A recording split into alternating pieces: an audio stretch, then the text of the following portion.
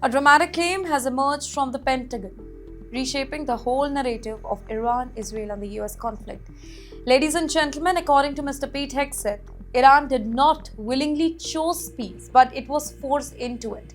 He described Tehran as humiliated and out of options, claiming that intense military pressure pushed the entire country into accepting a ceasefire.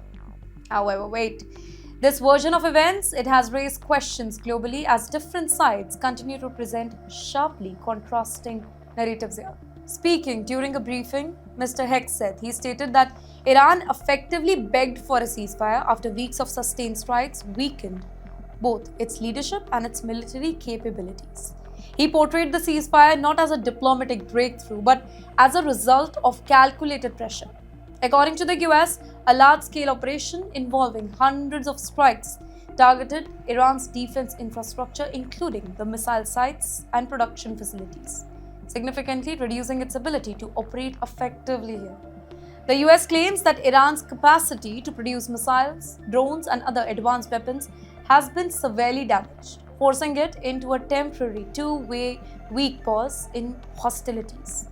Now, if we see it from Washington's perspective, then this represents a very decisive military success, right? However, Iran has projected a very different message, emphasizing resilience and strategic strength, highlighting the ongoing battle is not on the ground but also in shaping global perception. The ceasefire itself, it comes with conditions though. The US has indicated that its forces will maintain a presence in that particular region, particularly around the Strait of Hormuz, to ensure compliance. So this suggests that while active conflict may be paused, the pressure and military readiness that firmly remains over there. In fact, unverified claims have also surfaced regarding the condition of Iran's leadership, including the reports about injuries of Mojtaba Khamenei, the son of Ali Khamenei. While these claims have not been independently verified, but they add another layer to the evolving narrative and information battle that is surrounding this conflict. But yes, to conclude this, despite the ceasefire, tensions remain high across the region. Reports of continued incident involving strikes and military activity in places like Lebanon suggest that the whole situation is far from stable. And this raises questions and concerns whether the ceasefire is a genuine step towards de-escalation or merely a temporary pause before further confrontation.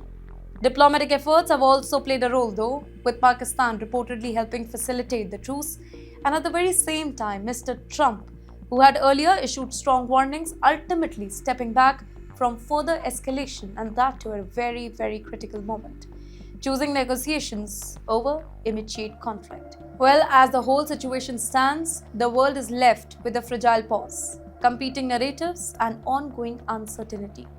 The conflict has moved beyond the battlefield into the realm of perception and messaging, where each side is attempting to define the outcome in its favor. The key question now is whether this ceasefire marks the beginning of a longer-term solution or maybe simply a brief interruption in a much larger and continuing conflict.